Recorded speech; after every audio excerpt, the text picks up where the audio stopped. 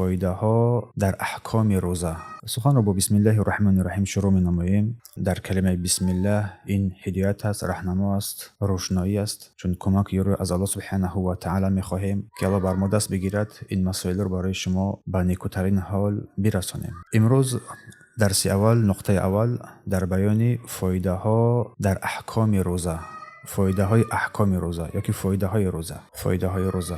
بسم الله و الحمد لله و الصلاة و السلام علی رسول الله و بعد. این فایده ها برادران و خواهران گرامی، این فایده ها و خلاصه ها در احکام روزه است. از الله میخواهیم که بر ما توفیق بدهد و قلب های ما را بکشاید و ما را به سوی نیکویی راهنمایی کند. و از الله میخواهیم که مردم را با این رساله ها منفیت ببخشد، منفیت برساند. و کسی که در آماده کردن این و نشر کردن این و یاری کردن بر رسیدن این رساله بر دیگران سهم میگذارد، الله بر او پاداش نیک و جزای خیر بدهد. پس برادران و خواهران گرامی، بر مسلمان واجب است که احکام روزه را که امروزها روزه می‌دارد آنها را بفهمد و بداند. در آنچه که علم ندارد از اهل علم پرسان بشود. هیچ مسئله را از مسائل رمضان نگذراند مگر اینکه احکام آن را، مسائل آن را بیاموزد و تعلیم بگیرد از اهل علم، از دانشمندان، از طالب علمان، از احکام، از ارکانهای روزه، چیزهایی که فاسد کننده روزه هستند و حالت صاحب عذران، چه کسان عذر دارند، کدام حالت برای آنها، بیماران، مسافران و غیره گرفتن جایز است یا که جایز نیست. چون کسی که روزه بر او واجب شده است، بر او واجب است که آن احکام را بیاموزد. کسی که بر او روزه واجب است یا که نماز واجب است، هر چیزی که بر او واجب است لازم است که آن احکام را بیاموزد. یعنی بر او واجب است که آن احکام را بیاموزد. امروز که ما در ماه مبارک رمضان قرار داریم باید این احکام را بیاموزیم. امروز که روزهای تراویح، نماز شب، دیگر عمل هاست، باید این واجب است که ما اینها را بیاموزیم. امروز که برای ما زکات مال برآوردنش برای ما واجب شده است، واجب است که ما آن احکام را بیاموزیم. برای همین علما یک قاعده بسیار نازک و زیبا را میگویند که آنچه که واجب به معنی فرض است، آن چیزی که واجب جز به آن انجام نمییابد، خود آموختن آن واجب است. پس این روزه عبادت کردن الله سبحانه و تعالی است، با خودداری از مفسدات آن، از مفترات آن، از دمیدن صبح صادق تا نشستن آفتاب، تا غروب آفتاب. پس وارد شدن ماه رمضان با دیدن هلال ماه ثابت می شود یا با پوره کردن این 30 روز ماه شعبان. اگر هلال این ماه برای ما پوشیده شود، پس ما ماه شعبان را 30 روز کامل میکنیم. نه به این حسابهای فلکی، به اینا معین کردن نمی شود و جایز نیست. پس این روزه رمضان یک رکنی از ارکان اسلام است. بر هر مرد و زن بالغ و عاقل واجب است و شرطهای واجب شدن روزه باشد: یکم اسلام است، دوم بالغ به بلاغت رسیدن است، سوم عقل، توانایی، قدرت بر روزه است. و شرطهای درستی روزه: یکم اسلام، قطع شدن حیض و نفاس، در نبودن این برای زنان، تمییز، فرق کردن توانایی کودک از 7 سالگی، عقل و با نیت از شب تا نشستن آفتاب. و ارکان این روزه باشد برادران گرامی این نیت است. نیت کردن که محلش قلب است، از شب نیت کردن می شود. و خودداری از خوردنی ها و نوشیدنی ها، خودداری از مفسدات فاسد کننده ها، از دمیدن صبح صادق تا غروب نشستن آفتاب را می باشد. در اینجا اول گفتیم ارکان روزه که نیت است. نیت یعنی قصد دل و قصد دل این نیت شرط است برای صحیح بودن روزه فرضی و هر روزه‌ای که برای انسان واجب است، مثل روزه قضایی، مثل روزه کفاره و غیر از روزها. و این رو با زبان گفتن لازم نیست و جایز نیست. و نیت از قسمت شب حتی یک لحظه پیش از فجرم ثابت می شود.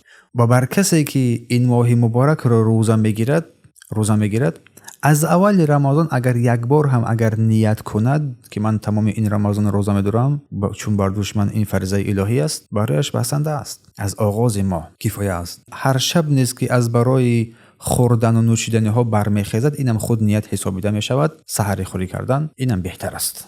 و همچنین علما گفتن که مستحب است برای انسان که سحری خوری نماید، چون پیامبر گفتن که تسحروا فإن فی السحور برکه، سحری خوری کنید چون در سحری خوری برکت است، گفتن صلی الله علیه و سلم.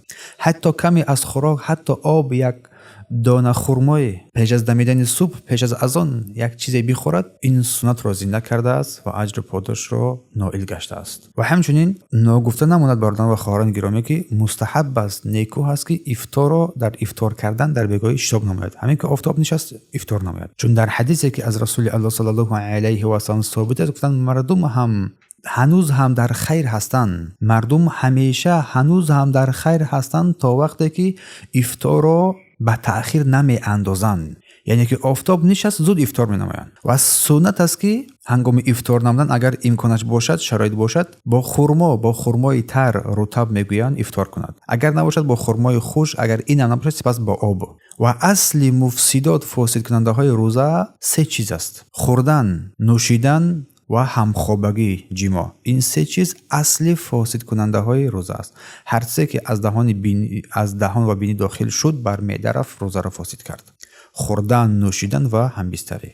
و در این با تابع این میگردد از فاسد کننده ها قصدن قی کردن، آمدن خون حیض و نفاس برای زنان، حجامه گرفتن، استمنا، خود را آرام کردن در روزهای رمضان. اما این مفسدات فاسد کننده های روزه را فقط فاسد میکند، فاسد نشد روزه با 3 شرط. چیزی که در بازی ذکر کردن که روزه را فاسد میکنند، اما با 3 شرط اینو فاسد میشوند. 3 شرط اساسی لازم است. دانسته باشد، همین کار را انجام میده دانسته. اگر از روی فراموشی نوشیدی، خوردی، روزت فاسد نیست. از روی جاهلی باشد اگر همچنین یاد داشته باشی، فراموش نکرده باشی، با اختیار آن را انجام بدهی، کسی تو را مجبور نکند که بخوراند. الله اهل اویغور که در ترکستان شرقی قرار دارند آنها را حفظ نماید و این دشمنی سرسخت این مشرکین نجسی از خیتای رو نابود بسازد که مردم رو امروز این گونه شکنجه کرده ایستادند. در حق دعا را فراموش نکنیم. آنها رو مجبور میخورانند و مینوشانند، زندانی و دیگر کارها. چون یک در اتحاد شوروی این کار بر بابایان ما میشید، بر بیبی‌ها میشید مثلا، و آخر اتحاد شوروی همچنین کار میشید که مردم رو مجبور میکردن. انا همین گونه اگر انسان خورنده شود روزه‌اش نمیشکند. و کسی که فراموش کرده اگر بخورد یا بنوشد روزه‌اش رو ادامه میدهد. چون یک در حدیث آمده است که زیرا که الله او را خورنده است، برایش یگام جای ضرر نیست. و همچنین کسی که به اراده خود به اختیار خود چیزی رو از مفسدات روزه رو انجام بدهد، روزش نمیشکنه، روزش درست است.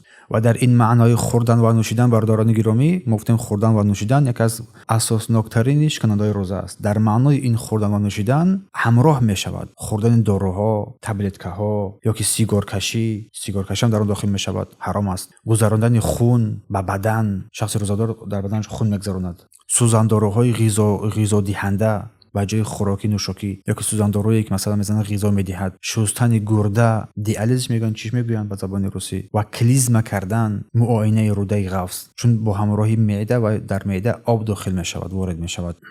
و همچنین خون دادن، سپردن خون از مفسد، از شکننده روزه به حساب می رود. مثلا یک کسی را خون میدهی، زیرا دادن خون و از بدن در بدن تاثیر میرساند، مثل حجامه است. پس برای روزه‌دار جایز نیست که این کار را انجام بدهد مگر در ضرورت برایش جایز روا میگردد، افطار میکند و بعد قضا میدارد. اما تحلیل خون میگیری برای تحلیل در لابراتوار یگان بیماری سنجیدن، این مقدار کمی که است، این روزه را فاسد نمیکند، چون این گریستن این خون بدن را فاسد نمیکند.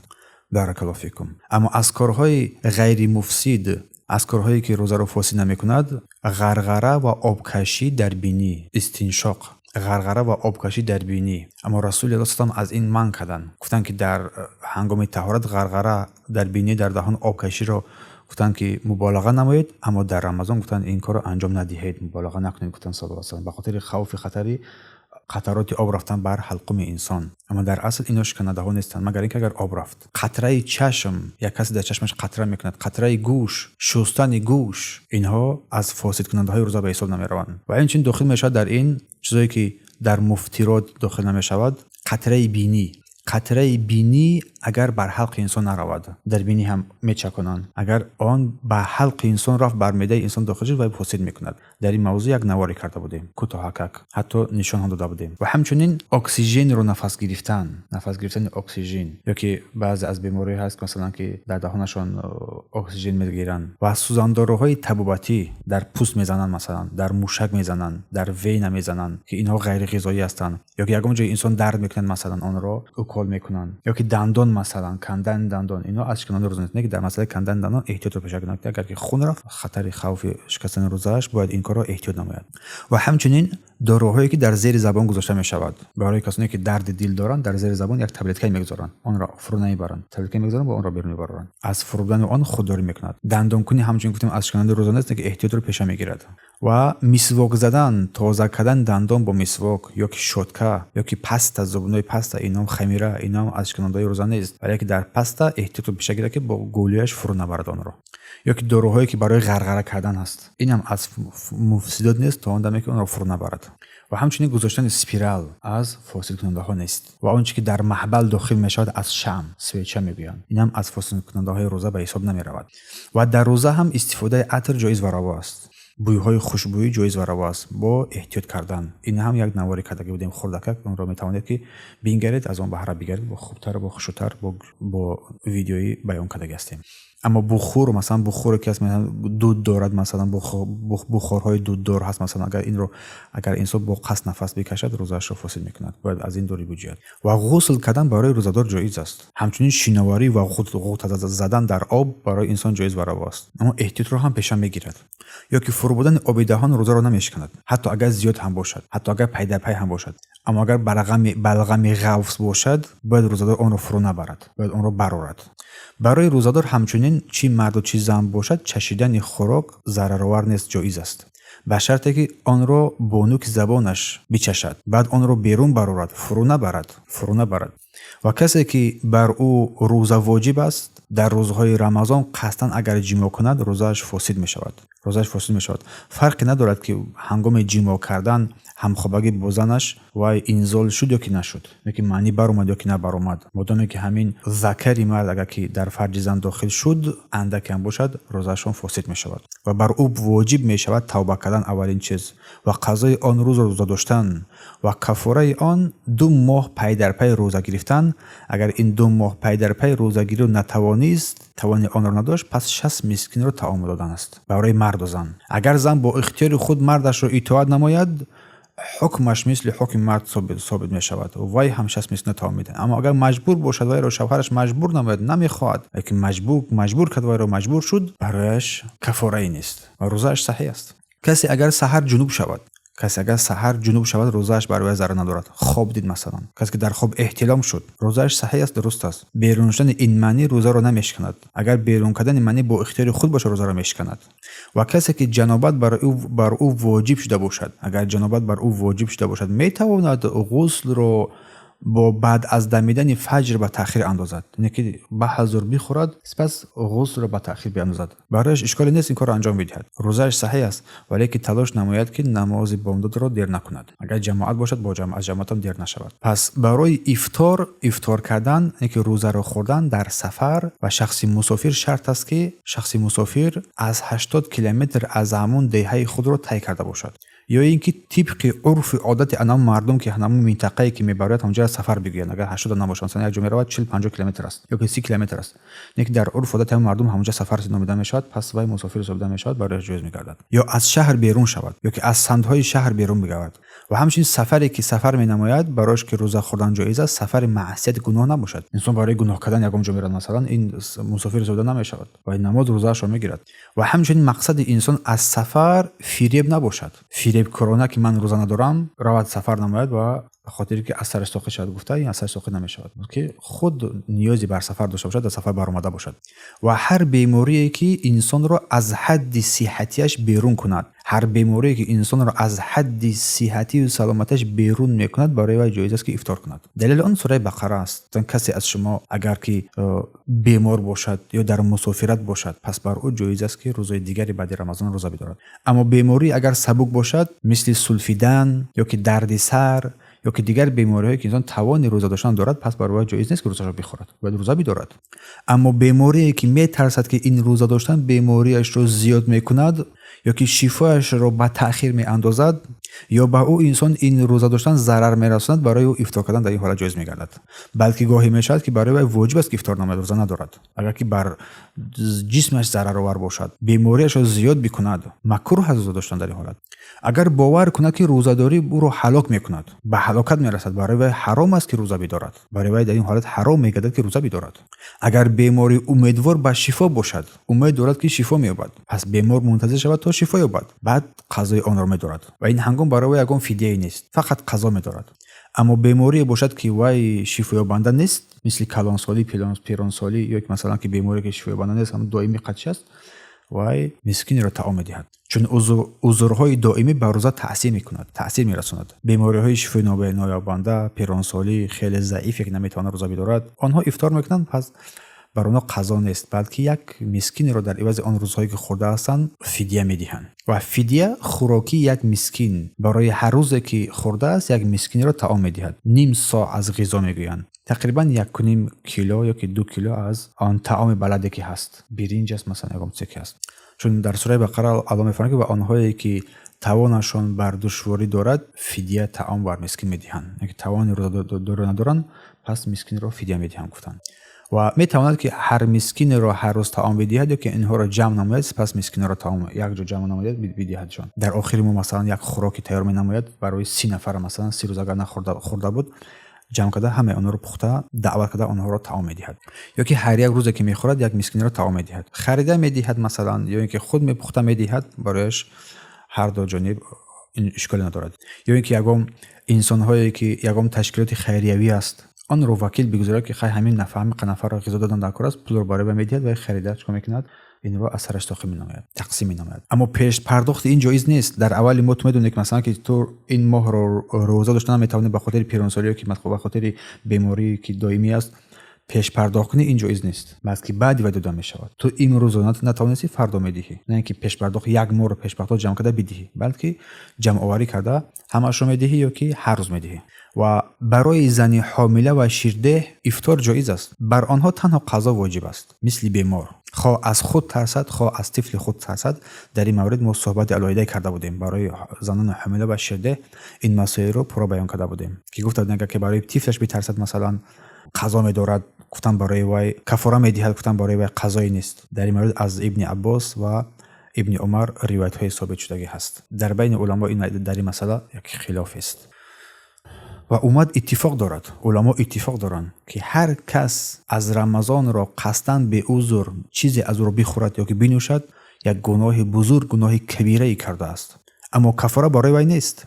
تنها آن روز را بعد استغفار و توبه قضا می‌دارد و ترک این گناه میکند، پشیمانی میکشد و عزم میکند، قسم می‌نماید که دیگر این کار را انجام ندهد. و کسی یک روزی رمضان را اگر از روی بی‌پروایی، بی اهمیتی، بی عذر اگر خود تمام 10 را اگر روزه بدارد، برابر این یک روز ثواب نمیگیرد. هر کس از رمضان را از روی بی‌اعتنایی، بی‌پروایی افطار کند، باید به سوی الله توبه کند. اگر توبه خالص کرد، الله گناهان گذشته‌اش را محو میکند و روزه‌ای که قضا کرده بود آن را قضا بدارد. اگر شماره آن روزهایی که قضا کرده بود در گذشته شماره آنها را دقیق نداند، تا آنجا باید روزه بدارد که میداند. گمان قویش را پیشه کند، آن روزها را قضا بدارد. احتیاطکارانه، اگر تواند مسکین را طعام بدهد، برایش با خوبتر است. اگر فقیر ناتوان باشد، از او ساخط میگردد، برای او ضرر نیست دیگر. اگر کسی عادت کرده است که رمضان را یا که بیشتر از این روزهای رمضان در خواب گذراند، برایش این کار جایز نیست. این بی احترامی است، بی پروایی است. اما روزش صحیح است، اما اجرش کم می شود. خود را از این اجر محروم نسازد. اگر قرآن نمیخوانی، قرآن گوش بده، موعظه گوش بده، درس ها رو گوش بده. اما اگر بعضی از وقتا اگر خواب رفتی، برای انسان ضرری نیست. اقلا نماز در وقتش ادا نما. و از الله میخوایم در خاتمه که روزه و قیام و صیام ما را و تلاوت قرآن ما را قبول کند و ما را بر طاعتش مدد کند و ما را از جمله غالبان قرار بدهد. و پروردگار این مشکلی که این مصیبتی که بر بالای این امت آمده است برداشته کند و ظالمان را با ظالمان این گونه سرگردان بسازد و اهل توحید رو، اهل سنت رو از بین اینها سلامت نگاه بدارد. بارک الله فیکم. الله سبحانه و تعالی حافظ نگاه